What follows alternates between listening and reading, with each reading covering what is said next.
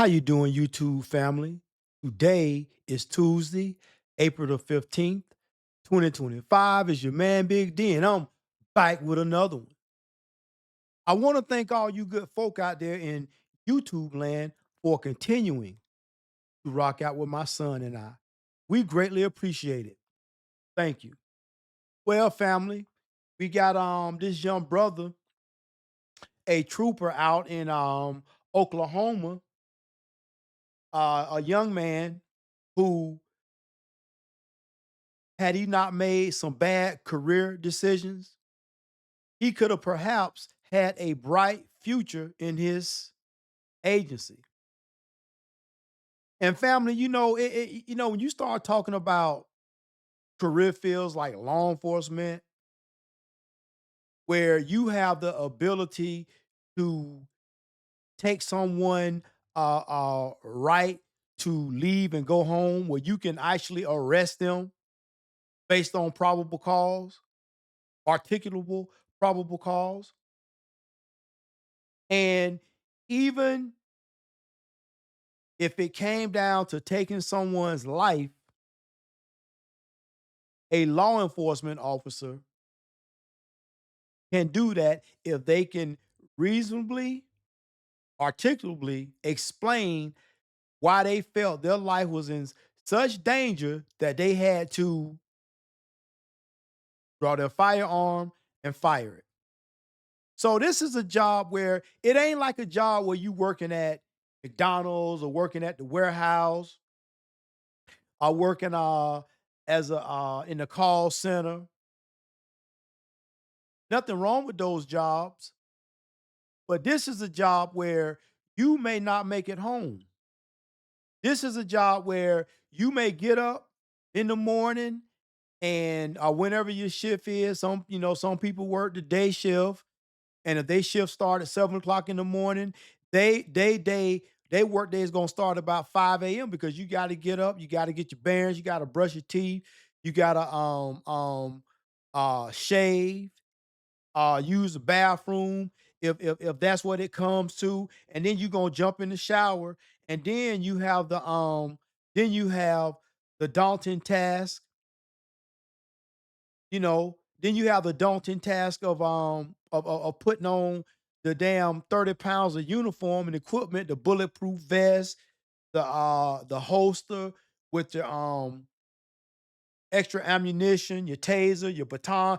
Listen, family, when I tell you, as you get up in age doing a job, whether it's the police department, you're a deputy, or you a trooper, a highway patrolman, a woman. Let me tell you, after you've given a significant part of your life to this career, just like in the military, that shit, at the end of it, if you can make it to retirement, you earned it and you deserved it. Because especially if you are a black person, especially if you are an African American, it is very difficult to even get a job. Not saying it's difficult, yeah, it's easy to go get a job working in the jail or the prison where they just pretty much hiring you to control your own people because in your jails and prisons, they're predominantly occupied, a high percentage of African Americans. And when you look at who predominantly works in the jails and prisons, they're typically African American men and women. And then you have the other minority groups. So, family, without further ado, let's go ahead and dive into this and see what this young man done got himself into. It sound like to me, he done effed up his career. Patrol troopers arrest charged today with raping a woman following a traffic stop. And this case dates all the way back to January. News 4's Spencer Humphrey is looking over the new court documents, and we should warn you, some details are graphic. An Oklahoma state trooper allegedly giving a woman an ultimatum when he pulled her over here in South Oklahoma City back in January. She could either go to jail or have sex with him. The details in the arrest affidavit for Oklahoma Highway Patrol Trooper Jarquez Evans are disturbing. Investigators say it all started when Evans pulled over a woman for an expired tag near Southeast 29th and High Avenue just before 10 p.m. on January 26th. The affidavit says Evans' body cam and patrol car dash cam were rolling as he walked up to the woman's car, the woman allegedly telling Evans she had an illegal drug pipe inside. Evans ordered her to get out and searched her pockets before then searching inside her car, where he found a sex toy in her purse. See, it's kind of crazy because I know in my old agency, when a male officer, a male deputy, a male police officer, a male anything have any type of contact with a female where it's gonna lead to the point where she is needs to be searched. I mean, I know when he said search her pockets, well, you know, basically because she, told him, she got some paraphernalia. Well, then, there there goes the search of her pockets. So, but at the end of the day, I would have personally stopped, detained her in handcuffs. I would have asked for a female uh trooper to come swing by to do a to stand by while I do a thorough search for a car. Cause how you gonna search the car when you got this lady outside of it? Who's this? I mean, man, this young man sounded like he was shaking hands with danger. Man, they got too many examples of cops getting shot. I mean, up close and personal, shot in point blank range by guys with ARs, guys with all kind of exotic weapons, and you just pretty much watch the cop just expire right there on the dash cam. Man, it's unnerving. So this is already a dangerous job, but this dude doing he searched the lady pockets, and then he go in and now he gonna search your car. Okay, so who's watching her while you doing the search? Who's to say this lady ain't no damn crazy ass serial killer and she ain't got no damn knife that she could have came up behind you and slit your throat? I mean, who's to say? But I guess if you when you up to some nefarious BS like this young man was, he didn't want he didn't want no bike up because he knew exactly what he was up to. Investigators say he brought it up to the woman, saying mine is bigger, then telling her he wouldn't take her to jail for having the pipe if she would just have sex with him. So now this fool gonna go and find a sex toy in the lady purse and gonna say, "Oh, mine is bigger." Right there, family. He is out of line. He is out of line. And how this man made it through a hiring process, a background check, a psychological evaluation, how the hell he made it, man, it is it is crazy. But the crazy thing about it, I can remember when I was when I was still working in my job and I was fairly young, we had an Asian dude that did the exact same thing. Wound up getting arrested and all that. An Asian dude down here wound up doing a traffic stop, you know, the same similar situation and got some like oral sex or whatnot, or got dad and then allegedly used a condom. Man, the lady went back, so he let her go after they had sex. The lady he threw the condom, the lady watched where he threw the condom, double back after she dropped he dropped off to the car, went back and got the condom, and guess what? Man, she went home and told her old man, her boyfriend or whoever, because like I said, it was, and I don't want to give too much information, but like I said, it was an Asian dude that did the exact same thing, and the exact same thing happened to him. So you ask yourself, how do these people make it through a hiring process?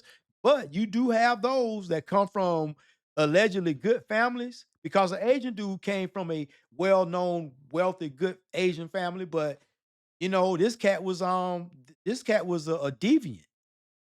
The woman later told investigators with the Oklahoma City Police Department that she agreed, and the two drove to a nearby parking lot where Evans got in her passenger seat and had sex with her. The affidavit says she even asked Evans if she would be charged with prostitution for having sex with him, to which he said no, and that he'd taken off his body camera and microphone. Investigators say Evans later bragged to a friend about what happened, but told them the woman is who proposed having sex. OKCPD investigators sent Evans' uniform pants to OSBI's crime lab, where tests on them found a fluid stain matching Evans' DNA profile and another likely matching the woman's profile. Evans was booked into the Oklahoma County Jail Friday on charges of rape and forcible sodomy. In Oklahoma City, Spencer Humphrey, Oklahoma's News 4. We reached out to the Oklahoma Highway Patrol hoping to ask them some questions about this. A spokesperson would only confirm Evans had been arrested and is currently on administrative leave.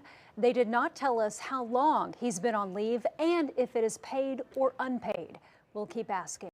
Oh, I can guarantee you that is unpaid. They are not going to be. He is on administrative leave pending this investigation, pending his termination. And while that's going on, he is not getting paid. Now, if he got some accruals like vacation time or some holiday time, if he got that, they maybe go ahead and let him use those. But once those run dry, once they run out to zero, oh no, he's sitting at home.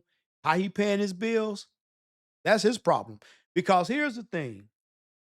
This young brother, it's already hard working in the law enforcement career field. It's already a very difficult job. Whether you working on, on the streets or if you working inside a jail or prison. It's already a very, very difficult job. But I find that typically the people that work on the road or on the street, they are considered, I know in my old department, they was considered, the cream of the crop. You worked on the street, you was the cream of the crop.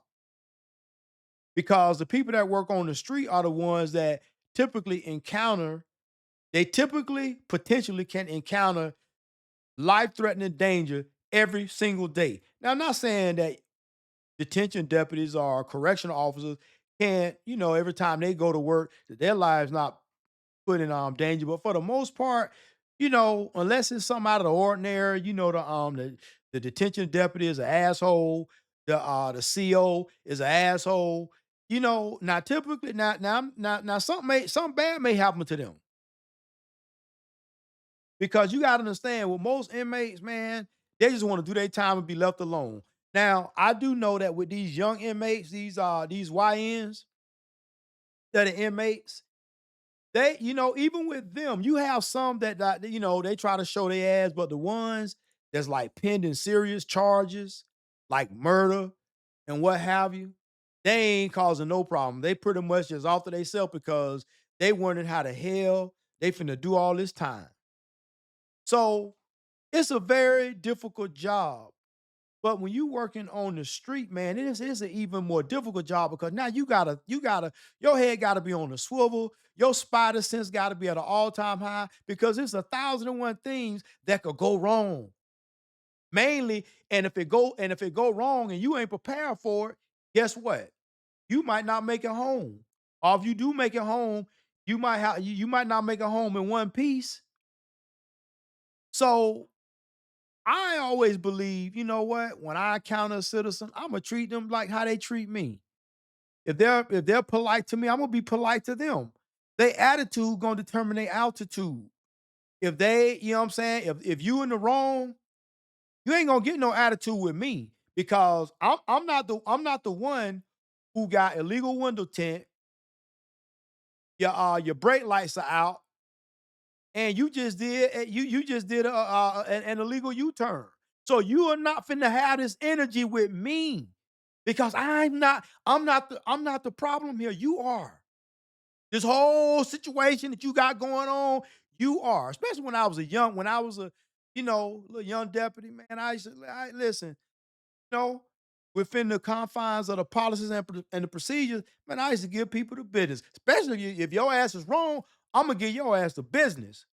But most times, 90% of the time, after I gave your ass a verbal lashing and you simmer down, what could have potentially been a $1,000 ticket and some fees and all this and that, you get nothing but a warning.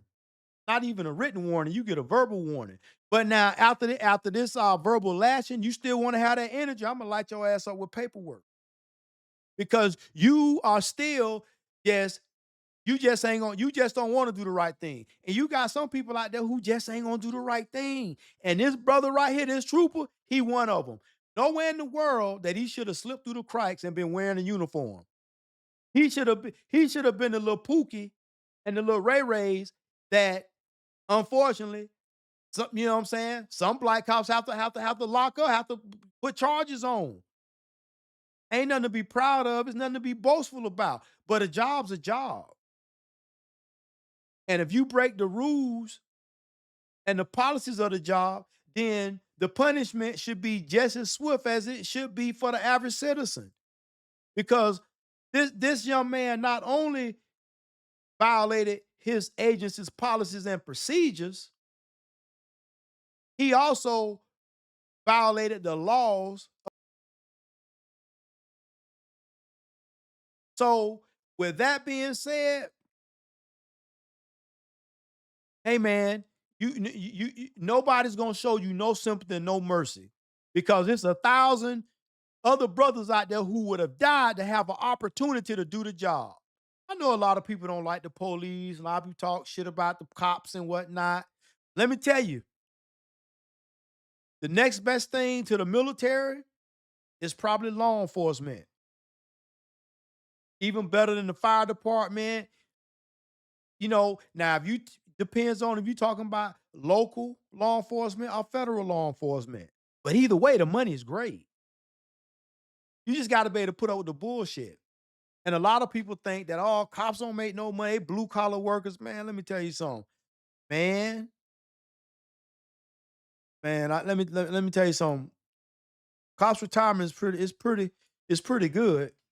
You don't see very many cops who, you know what I'm saying, who retire and who was financially savvy. You don't see them going to get no part-time job unless they want to. And most times they go do the same thing, the same job they just left. They just going to go make, I don't know, $75 an hour, $100 an hour. Man, shit, man. The money's great. I wouldn't do it though, and I never did it because I can't. If I'm retired, why am I going to try to go back and put a uniform on and risk my life again? Because now I'm putting on the same. Listen, I just retired from this, so why am I going to go and do I don't care if it's $1,000 an hour because there's an opportunity that I'm thinking, well, I'm just finna go chill out at the library and you know what I'm saying, do the late 12 hours chill, just chilling, you know what I'm saying, talking to the nice citizens that come in the library. You get your little honeys coming in the library, you know what I'm saying, when Big D was a strapping young lad, the uniform on, fitting nice and tight and right. Well, but man, now shit, I ain't finna do that. That's too. And you got older guys that you know that are older, 50s and 60s. They still go do that. Cause a lot of them do it because they want to get out the house.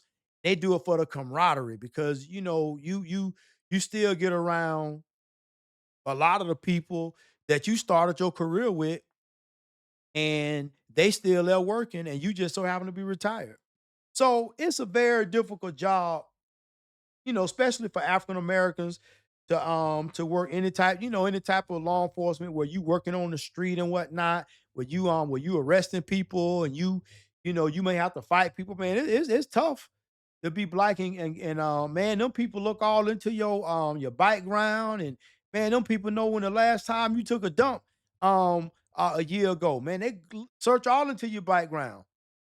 But you always got guys like this brother who slipped through the cracks. And this young man slipped through the cracks. And man, I tell you what, I guarantee you that his family is all types of embarrassed and ashamed. And he ought to be ashamed too. He just stained the badge and he put black folks in law enforcement. Man, they already don't really want us working in the field. And when stuff like this happens, it puts a stain on the good cops, the good black cops. Put a stain on them, you know what I'm saying? But let me tell you, everybody ain't like this young brother. Some people go into it because they really, really want to help folk. And it may not always translate like that, but that's what it's about because it ain't about the money. Like I said, the money's okay, but how much is your life worth? You see what I'm saying? Them guys go to the NFL. They life. They can go out there one Sunday and get tackled, never walk again. But they making millions. Some of them, most of them, if they top tier players. So you know what I'm saying. How much is your life worth? Well, family, always remember, be more tomorrow than you were yesterday. Peace.